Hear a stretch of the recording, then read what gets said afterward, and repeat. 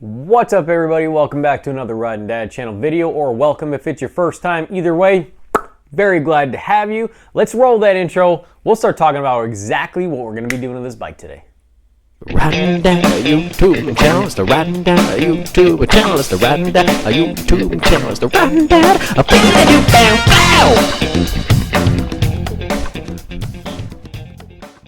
found. Alright, so in this box, I think, can you read it? Yeah, you should be able to read it. If you can't read it, get glasses. Fueling. We are installing a big bore. No, I'm just kidding. I wish. All right.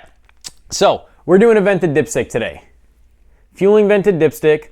For those of you who are familiar with the channel, you're like, but Chris, Riding Dad, you have the Trask Checkmate. Why would you do, what is going on? You can't vent twice. What's happening? Yes, as you will see when we get into there, there's maybe some different stuff going on and some things happen in places that you'll be able to see. I'm doing a different setup. I talked about it in a different video.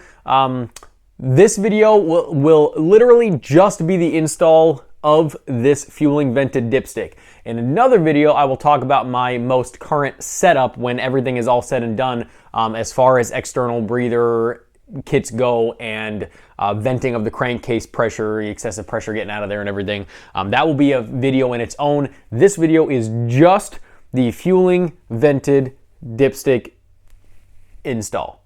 I went with the black one. I've seen videos where people have had to install it. I did not. There is a series of kind of fail safes to try to keep all the oil in there. There's a mesh screen under there, and then this is the umbrella valve.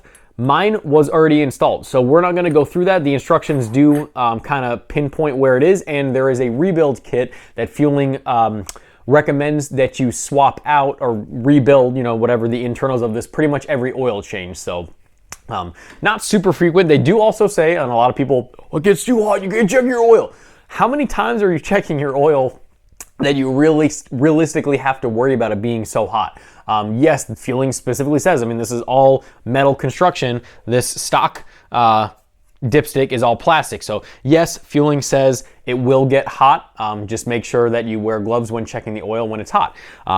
It does have a full hot stand, full hot. I can't remember what the U stands for, but the instructions say it all. If you get it, it'll tell you how to check your oil, either on the stand or not on the stand.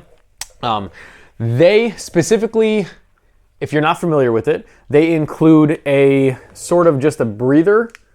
Hopefully you guys can see this. Hopefully that. It's just a bolt or a kind of like a head breather bolt sort of thing for this that just allows it to vent if you don't have that much. Fueling does not recommend this, but it does obviously offer a cleaner install and less stuff going on. What Fueling does recommend using is their hose and filter. Ooh, almost lost an Allen wrench. Is their hose and filter with a quick disconnect. This already comes in the box set up like that. Well, I already put it away. When you install when you install this other option, which we are going to do, you'll install this with some red Loctite. And once that is installed, this is a quick disconnect, quick connect fitting that obviously whenever this will go, we'll talk about it because there's a specific setting that, you know, Fueling wants it as far as routing it on the bike. But once that is all done and set in place, quick disconnect, and then you go ahead and remove it. As this comes, it is set up with a breather filter. We'll get into it again at some point, but actually, this is this is a very spongy filter. The setup that I am going to use, only because I already have it, if you are familiar with this stuff, is this DK Customs catch can.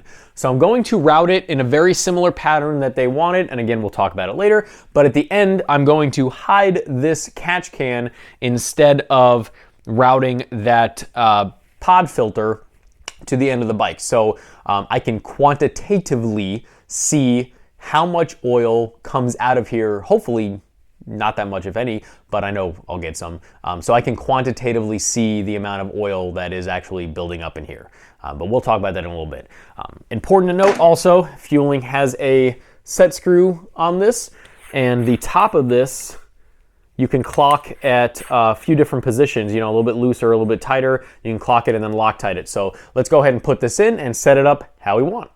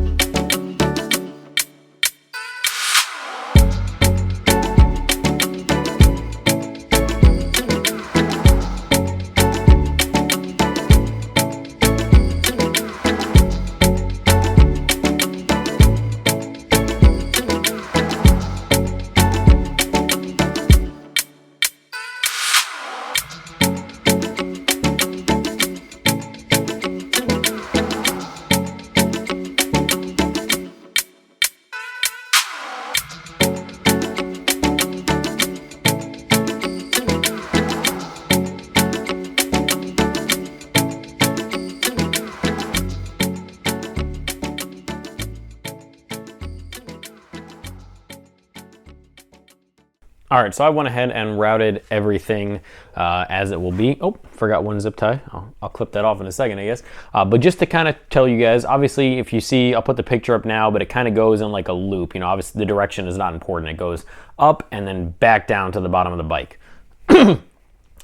I'm using the catch can. I'm going to keep the catch can location in the same place that I had it when I had it on the Checkmate.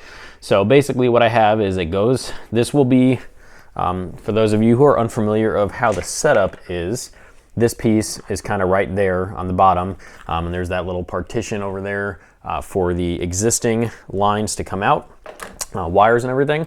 So this will be there. It will go over there. It comes around in a loop, and I can do this much cleaner, obviously, but I did not want to cut anything just yet in case I feel like I want to move it in the future. So it'll come up around there underneath the side cover. It comes around. It comes all the way up here under the frame, right behind where the side cover is, comes back down, loops again,